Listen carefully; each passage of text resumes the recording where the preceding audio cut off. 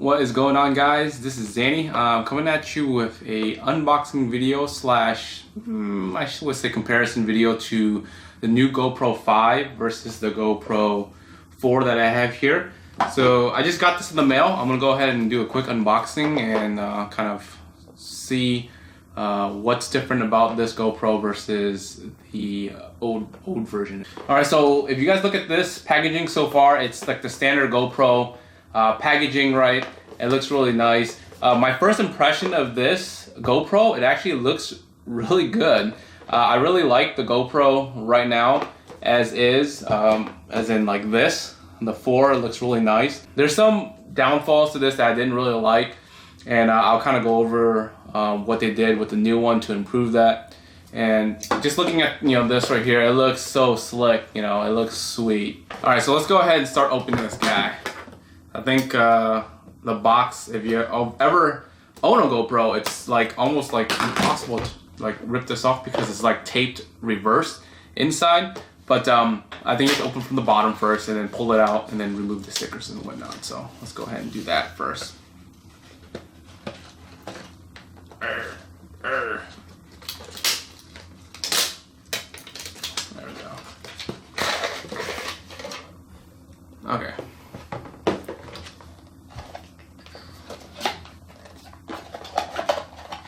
Alright, so let's see what's in the box. Alright, so USB connected to charge your GoPro. It has some adhesive stuff where you can connect, some more adhesive stuff, and this battery. This battery, I believe, changed slightly. I'm gonna actually compare it to the old one. It looks about the same size, but actually, the shape might be a little bit different. So I have to get some new batteries because of that. See, there's some instructions back here, maybe. Yes, instructions. All right, instruction book. So that's what's in the box when you buy it, a battery, some stuff. So not really much on here. Let's see here. All right, so here are the two GoPros set side by side. In terms of size, it looks like the GoPro 5 is slightly bigger. It's not that much bigger. The one thing you can see here is about the same size pretty much. It is a little bit tad fatter in terms of like just a little bit. I'm talking about like 1/8 of an inch. It's not that much of a difference, or you won't notice it. The first thing you'll notice is there's a screen in the back, so that's a plus. Like you had to buy the extra screen with this like separately, and then like it became bulkier, and you had to buy a bunch of other stuff that was nonsense. So you get a screen in the back here, so that's a plus. And then another thing you'll notice on here is the lens protector. There is a lens protector that comes with it already, which is sweet. It protects the actual camera. This is how it is bare. What I had to do was I bought one of these guys here to protect the lens, and I normally keep this on here as like this, so it kind of looks like this on there, right? The power button's still in the same spot up top. There's no button here. There is a button on the side, which is like your settings button, so that is all the same right there, right? Let's see where our memory stick card is. So the memory stick card used to be on the side here like this. I believe it's in the same area here. It looks like there's a push button here. You push and slide. So this is where the battery goes. You push and slide, so it's the same location as this one. Okay, so that's where your charging port and stuff is at right there. So where does the memory stick go? In here. So they put the memory stick in the same compartment as where the battery is. It's like right in the bottom here, versus on the old one, it's like on the side. Okay, so that's one difference. Let me go ahead and actually compare the batteries real quick to make sure if this is a different size battery. I think it is. So this is the 4 battery, and this is the 5 battery. Let's put them side by side. Oh yeah, they're different. They're different for sure.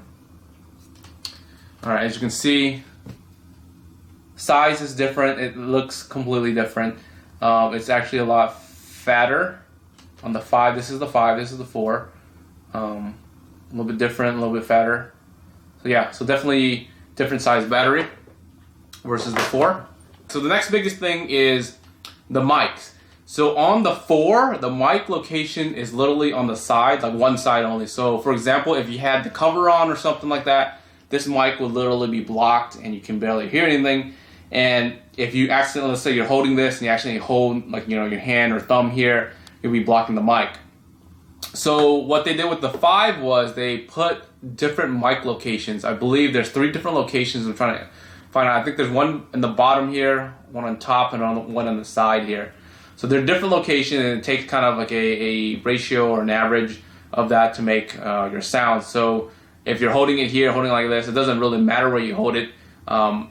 It shouldn't affect the mic. A couple cool things about the 5 versus the 4 is the price. The price on the 5 is $100 cheaper than the 4. The 4 black is like $500 versus $400. So off the bat, it's already cheaper. The specs are the exact same. So if you're gonna get one or the other, it doesn't matter. Like it's shooting at 4K, 30 frames per second as the highest. So there's no improvement in terms of frames when you buy the 5.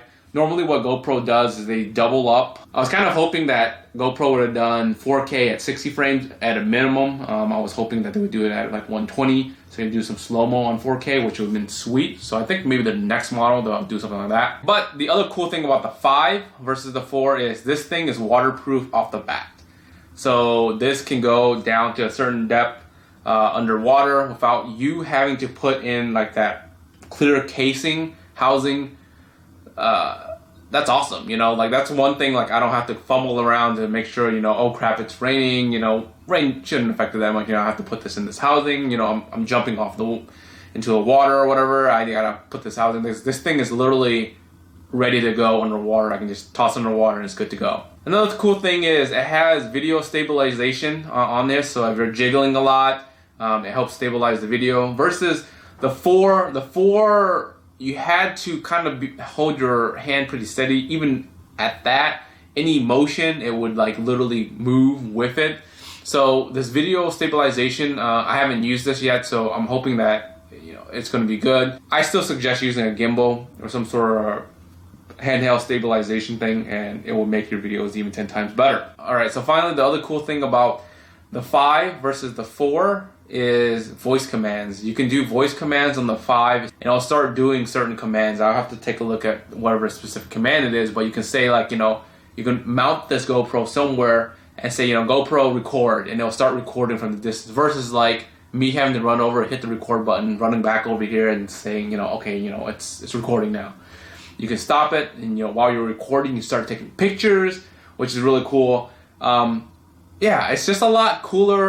The weight, it looks like it's maybe slightly heavier on the 5. It's barely heavier, like you can barely, you know, feel it. Slightly heavier on this one, not that big of a difference. So I'm super excited to use the 5, especially with the screen, the different functions, and yeah, just really, you know, enjoying these different functions. So I think they did a really good job in terms of marketing this, and also, you know, cutting down the price. You know, the price was one of the factors with the black in terms of the $500. You know, $500 is not cheap. You know, even though you're getting a lot of good stuff on the 4, you know, for $500, you know, there's not a lot of cameras that can do 4K for $500 nowadays, anyways.